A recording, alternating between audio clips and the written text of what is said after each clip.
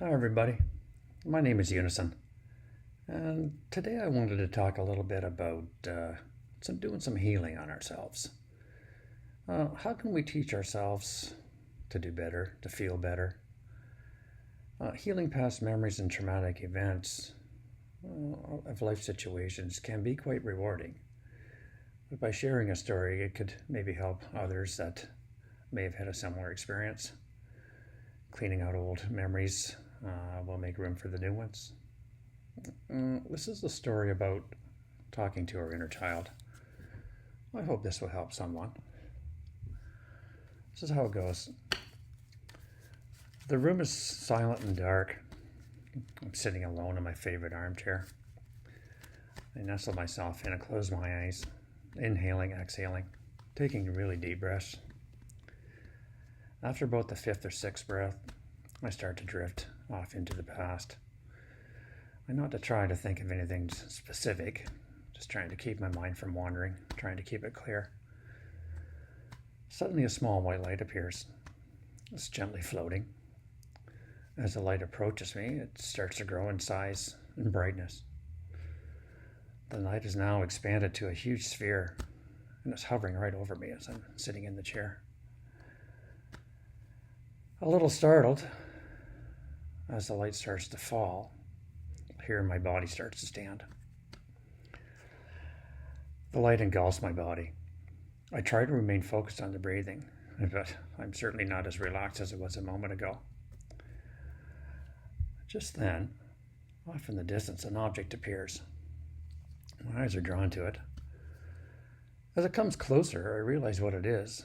It's two little chairs and a little boy sitting in the chairs. One chair is empty. And I look at this little guy, and he's sitting there like kids will be kids. Here's the little guy sitting there in the chair, kicking his feet back and forth onto the chair, just looking around the room. I come closer to him. I thought maybe I could have a little conversation with this little guy. So I sit down in the empty chair, and I say, "Hello." He says, "Hi." I says, "Is it okay if I sit with you?" He says, "I guess." He starts to smile. "What's your name?" I said. He goes, "Jim." I said, "So's mine." I said, "Isn't that funny?" With a funny little grin, he shrugs his shoulders and he says, "I don't know. I guess so." He stood for a moment. I asked what he was up to. He started to answer a couple of things. We had a little conversation. All of a sudden, his voice started to get sad as we spoke. I thought maybe he fell off his bike or something and he was going to share it or something. I said, "What's wrong, Jim?" I inquired. I thought, maybe he was just going to tell me something. He hesitated for a few seconds as I started to well up and began to speak. He said, "I was bad today. I made Dad really angry." It's not the response I was expecting, but "Really?" I says. "Can you tell me what happened?" "Well, Dad told me he needed my help." I said, "Oh, that's all right. What did you have to do?" "Well, he started in the barn. We have one of our feed bags that we have for our animals fell over on the floor.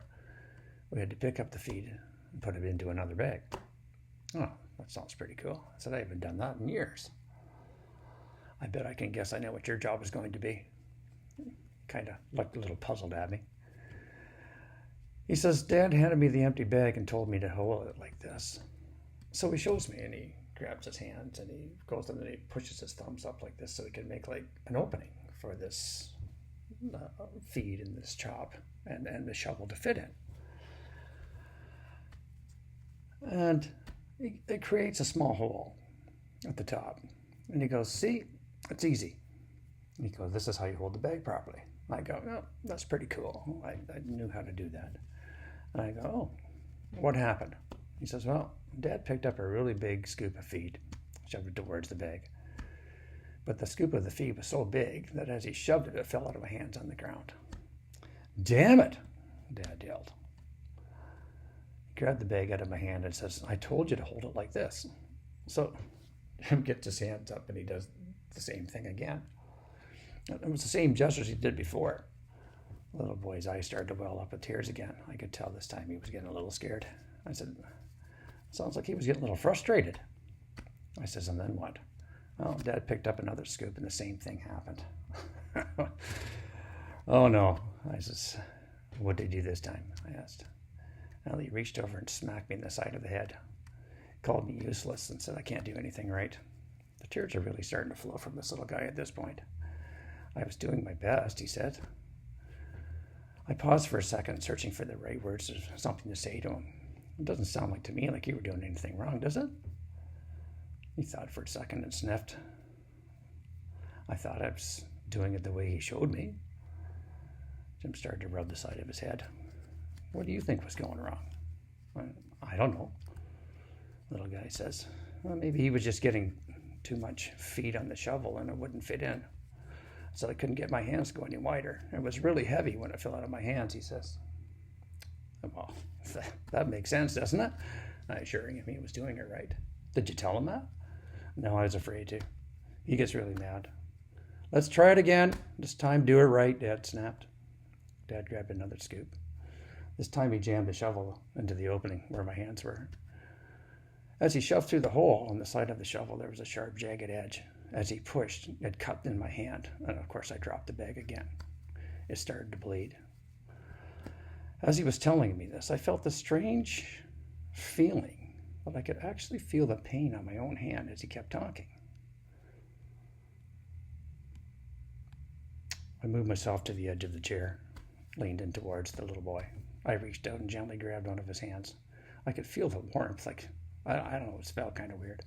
I said, you did a good job, and your dad should have picked up smaller scoops to fit into your hand.